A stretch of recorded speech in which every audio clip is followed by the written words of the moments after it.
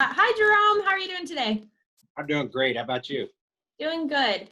So we are having this conversation today because you are coming to the end of your time with the Oregon Cattlemen's Association. Um, I want to start by just doing a little bit of a background on where you were before you came to be the executive director for OCA, how you came to be the executive director, and just kind of give me a brief history of your time here. Sure. So, started at OCA 6 years ago. Had always been self-employed. Have a organic dairy between Woodburn and Mount Angel, a little town outside of Jervis there.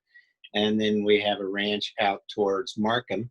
Been involved in a lot of different things through the years. I was president of the Oregon Dairy Farmers Association and president of the Beef Council. I was on a couple school boards and was chosen by Governor Kulongowski to be on the State Board of Ag. And that was really eye-opening. And I really saw a need in the industry or someone that really had skin in the game. So it's been a great 6 years. I've really enjoyed it, learned a lot, made a lot of good friends, and feel like we've accomplished some good things. Great, yeah. And 6 years, right? Yeah. 6 years now, yeah. So that's quite a long time to be in your position. I'm sure you've seen a lot of growth and a lot of ups and downs probably that the industry has gone through. When you first became the executive director, what do you remember being the largest industry issue that you tackled right off the bat? Well, it was interesting because shortly after I started in 14, right in 15, very end of 14, beginning of 15, we saw great cattle prices. And I had nothing to do with those great cattle prices. Just like I don't have much to do with the bad cattle prices that we've been having. That was really a great experience to go through when our ranchers were really getting those good prices in 2015, which we haven't seen since. But I think the first real important issue that we started in right away was on House Bill 4040. So that was the bill that it was regarding wolves, and what it did was it ratified the decision by ODF and W that ODF and W made in delisting wolves in Eastern Oregon. And so the legislature ratified that. It's something that many of the other states couldn't believe that we got accomplished in a blue left coast state like Oregon, and how we were able to get that through. And it was really an amazing effort, and a lot of people worked really hard on it. And some people at the time really didn't see the importance on it. It's like, okay, well, ODF and W had delisted wolves, and then we went in and had the legislature ratify that decision. It's kind of like, well, so what's the big deal? Well, the big deal was, and this came later on down the road, was when that got challenged, then, and it went to a judge, the judge came in and said, because the decision had been ratified by the legislature, that, in fact, their point was moot. You've been extremely influential in the Capitol and with the Oregon Cattlemen's Association and making a name for the association in Salem. What would you say off the top of your head, your top three biggest accomplishments were in the Capitol and in regards to legislation? We are a statewide organization, so we're not just about sage grouse, or we're not just about wolves, or we're just not about public lands or about private lands, but we're about the whole state. And one thing that we accomplished and worked on, and it started from just a one-on-one meeting in the office here with Craig Herman, and we got over $6 million allocated allocated towards tide gates. Tide gates is an issue that's very influential, or very important issue for our members on the Oregon coast. And we also had another bill that we got passed, and it was regarding grazing districts. And we took on big timber in that, and we won, and we got that legislation through. And just recently, we had another bill that just went through, House Bill 4206, just went through in the special session, and that's regarding USDA inspection of meat plants in Oregon. I think the fact that so many of our consumers during COVID had gone to some of their normal grocery stores and saw the meat shelves bare. And yet, we're hearing, and they were hearing, that, there was a plentiful beef supply. Oregon has lots of beef, and that it was totally a function of processing, and there wasn't adequate processing. You did a really good job, Robin, of putting together a program that could really help link ranchers to consumers. And we saw how important and popular that was. Many of our ranchers were getting calls on a regular basis. So this is something that is the first step, a step in the right direction, but now it's really going to be a matter of getting funding, federal funding in the state to help. Let's talk a little bit about some of the work you've done on national issues. I know that there was some big movement at the most recent national convention for NCBA.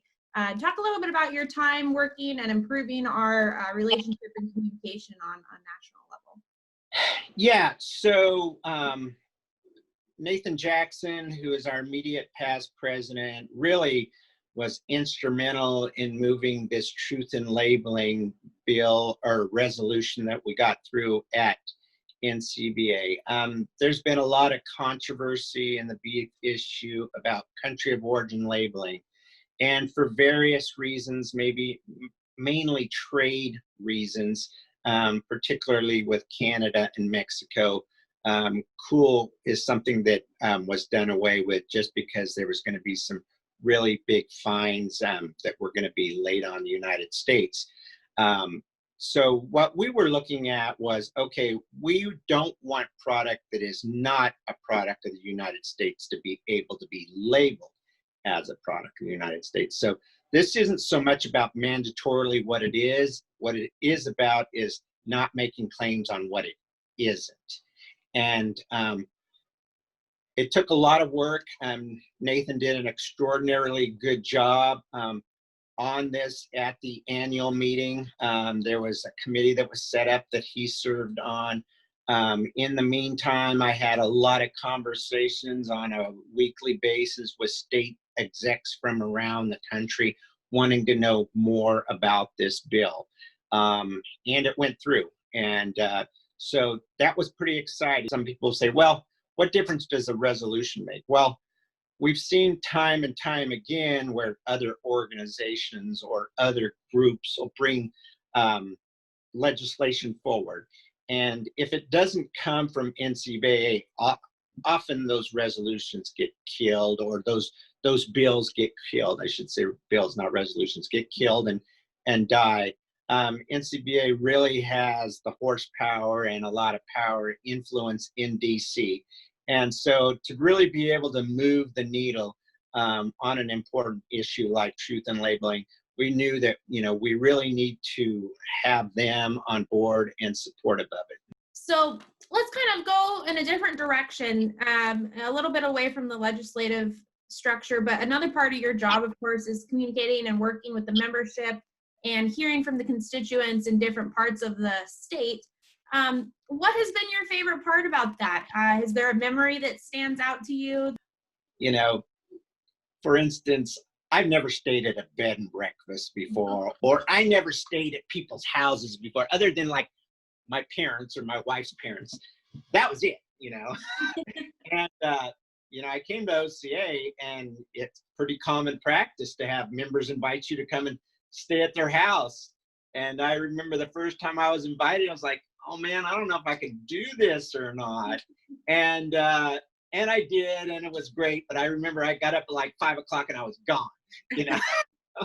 But then I got more and more comfortable with it. I've stayed at a lot of members' homes. They've been really gracious about that. I really enjoy that. And it, you know, it saves the association a little bit of money, and that's a good thing too. But I think that's something that really stands out because that was not in my comfort zone at the beginning. Yeah, and I mean, it just kind of shows, you know, the OCA membership is really a family, and Yeah. when you're a part of that family, you know, they open their doors and want to bring you to their parts of the state. You've traveled to many numerous places, thousands of miles. I know you're always up early and heading out and trying to do your best to get to different county meetings. One question I have for you as you're taking your leave from this position. Is there something you can look back on that you either legislatively or within the association that you wish you could have accomplished, or maybe a bill that could have passed but didn't? Is there anything like that that stands out? You know, there's several issues, you know, that particularly as an ag lobby that were frustrating. I think the cat tax was probably the most disappointing one that we weren't able to prevent. And a lot of our members don't get affected by that bill, but to have a gross receipts tax like that is just really a sad state of affairs for many of our members, that even though maybe they're grossing, you know, $1.5 million, their expenses may be, you know, $1.6 million, and yet they're still going to get hit with this gross receipts tax. And it really puts, you know, some of our businesses and some of the vendors that we work with at OCA at a real disadvantage compared to other states around that don't have that, you know, like in Idaho or like Nevada. And it really puts them at a disadvantage. And that's something that was very frustrating that we worked on, the entire ag lobby worked on, the timber lobby worked on. And yeah, it's really frustrating. It's really sad. And it's just kind of the state of affairs right now. What is a message that you have for the future of the association, for future members, future leaders of the association, the person who's going to step into your shoes next? I mean, what message would you like to depart with?